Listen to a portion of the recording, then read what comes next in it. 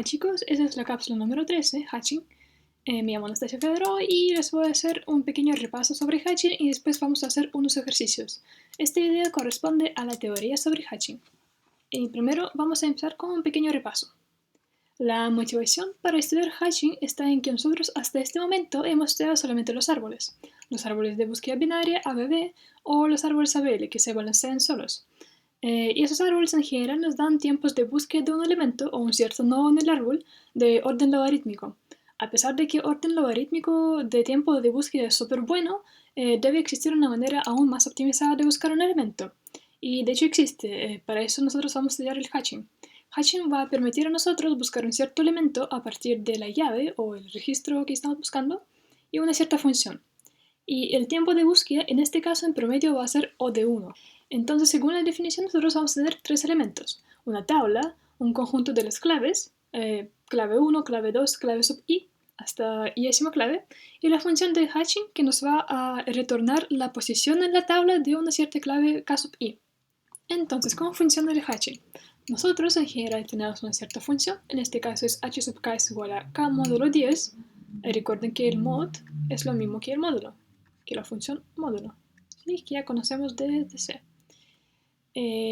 Es la función que nos va a tomar cierta clave y va a retornar la posición en que esa clave tiene que ser insertada. Tenemos un conjunto de las claves, notamos que todas las claves son únicas, o sea, tenemos solamente un 12, un 4, un 0, un 39 y un 19. Y una tabla HT que puede almacenar 10 registros. Cuando tenemos la notación de m es igual a 10 o m es igual a cierto número entero, eso quiere decir que tenemos una tabla de x ranuras, en este caso 10 ranuras, que van de 0 a n-1. ¿Sí? En este caso, como tenemos 10 ranuras, van de 0 a 9. Entonces, la función h de k que teníamos aquí, lo que va a hacer es que va a mapear los valores de las claves sobre la tabla. Vamos a ver cómo lo va a hacer. Tomamos el primer valor, que es k es igual a 12, y lo pasamos a la función. Tenemos h de 12 es igual a 12 módulo 10, que es 2, así que insertamos la clave, es decir, el 12 en la posición 2, que nos retorna la función. La siguiente clave es 4. Tomamos el 4, pasamos el 4 a la función, tenemos 4 módulo 10 es 4, así que el registro 4 lo vamos a insertar en la cuarta posición. Registro 0, 0 módulo 10 es claramente 0, por eso el registro 0 se inserta en la posición número 0, aquí. Recuerden que la función h de k nos retorna la posición en que vamos a insertar un registro. Por ejemplo, para 39 tenemos 39 módulo 10, que nos retorna un 9, así que 39 se inserta en la novena posición en la tabla. Ahora veremos lo que pasa con el 19. 19 módulo 10 es también 9. Miren que esos dos números son completamente iguales. Entonces lo que pasa aquí es que tenemos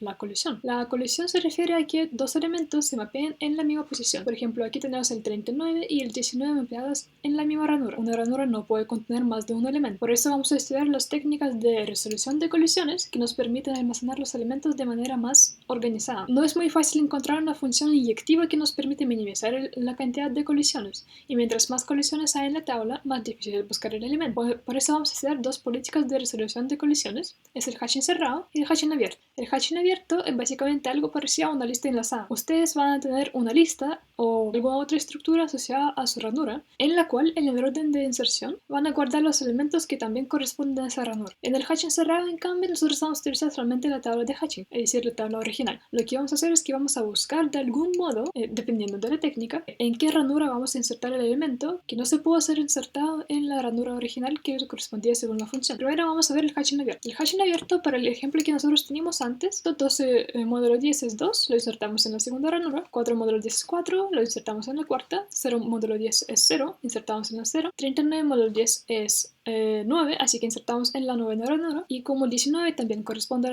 a la ranura número 9, lo que vamos a hacer es que básicamente vamos a asociar otro elemento aquí. Si por ejemplo yo les paso h9, claramente eso me va a retornar también un 9, entonces lo que haré yo es agregar otro elemento por acá y sucesivamente. Por ejemplo, si yo les paso h14, 14 módulo 10 es 4, ¿sí? Y notamos que aquí ya tenemos un cierto elemento, entonces lo que vamos a hacer es, en este caso yo estoy asociando los elementos como una lista enlazada y vamos a insertar el 14 y así sucesivamente. Ahora para el hatching cerrado, con el mismo caso, lo que nosotros teníamos es, llegamos hasta aquí Insertamos el elemento y regresamos al siguiente. El 19 lo que hacía es que colisionaba con el elemento de la ranura 9, ¿cierto? Entonces lo que nosotros vamos a hacer es básicamente revisar las siguientes ranuras en la secuencia, pero la siguiente ranura desde aquí no existe, por eso vamos a reiniciar en el 0. Vamos a revisar la ranura i más 1. Recuerden que la ranura en que nosotros inicialmente intentamos insertar algo era la ranura i. Entonces la ranura i más 1 ya tiene un elemento 0. No podemos insertar en esa ranura y vamos a revisar la siguiente ranura. Esta ranura, pueden imaginarse que está vacío porque ya sería ese resultado final, es la ranura i más 2. Insertamos el 19 en esta ranura. Analógicamente, si yo les paso el h de 14, la función de módulo nos retorna un 4 y deberíamos insertar el elemento por aquí, pero no es posible. Entonces lo que vamos a hacer es revisar, eso es la ranura i, vamos a revisar la ranura i más 1 y la ranura i más 1 por suerte está vacía. Entonces lo que vamos a hacer es insertar el elemento en esta ranura. De ahí claramente ya pueden ver que mientras más colisiones hay en su tabla, peor es el tiempo de búsqueda, porque para buscar el elemento número 19, por ejemplo, tendremos que revisar primero la ranura que le corresponde, después la siguiente y después la subsiguiente, ¿sí? Y eso ya empeora nuestro tiempo de búsqueda porque tenemos que hacer más accesos. Entonces, en cuanto a los tipos de hatching cerrado, existen los tres tipos principales que nosotros vamos a estudiar en estructuras de datos. Son el hatching lineal, el hatching a intervalos constantes, que en realidad también es hatching lineal, y el cuadrático. El hatching lineal es el hatching que vimos hasta ahora, es decir, vamos a intentar insertar el elemento en la ranura que le corresponde, que es la ranura i. Después, si tenemos una colisión ahí, lo que vamos a hacer es que vamos a revisar las ranuras que siguen en secuencia, i más 1, i más 2, etc., hasta poder encontrar una ranura vacía e insertar el elemento ahí. Ahora, si nosotros llegamos al final de la lista, como lo hicimos en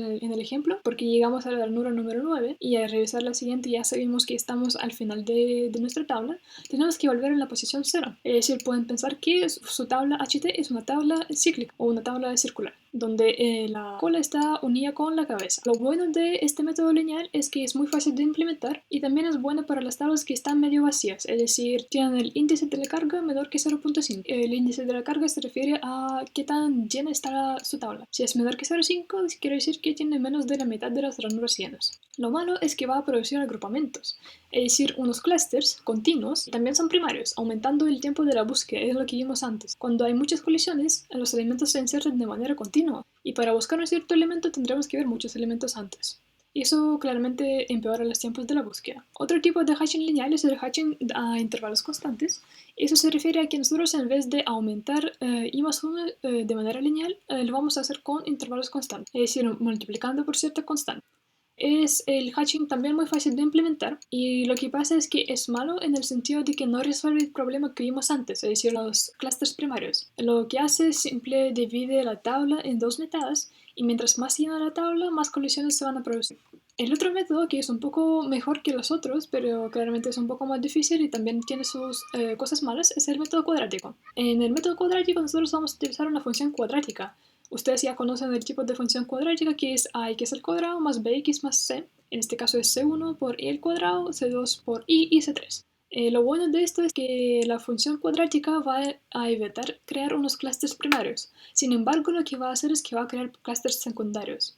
Va a ser muy difícil cubrir todas las ranuras. ¿Por qué? Porque varias claves van a generar la misma secuencia al recorrer el hash table. Entonces ustedes no van a poder cubrir o utilizar todas las ranuras. Y a eso se refiere con clústeres secundarios. Sin embargo, va a evitar los clústeres primarios, o clústeres de tener elementos seguidos en una zona contigua de la tabla. Eso es todo para la teoría. En el siguiente video vamos a realizar 3 ejercicios.